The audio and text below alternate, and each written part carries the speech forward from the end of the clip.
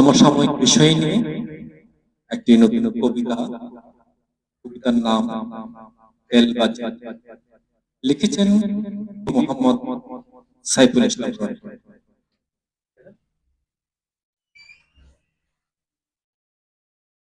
তেলবাজি।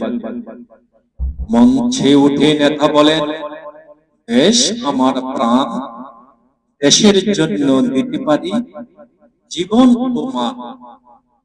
তার পাশে তেলবাজদের ভিড়ে নব সূচনার জয়গান। তেলবাজিতে যে যত বেশি সে ততই বড় মহা। ভুল সাফল্যের উচ্ছ্বাসে মিথ্যাতে পাই পুরস্কার। তেলের স্রোতে ভেসে যায় ন্যায় নীতির সব দরবার। রাজনীতিতে তেলেই ভাষা, নীতির কথা লোক দেখানো।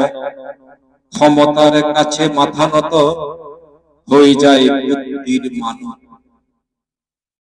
নেতা শুনে প্রশংসা শুধু, সত্য কণ্ঠ রুদ্ধ। তেলের গন্ধে অন্ধ হয়ে লেগে যায় মহাযুদ্ধ।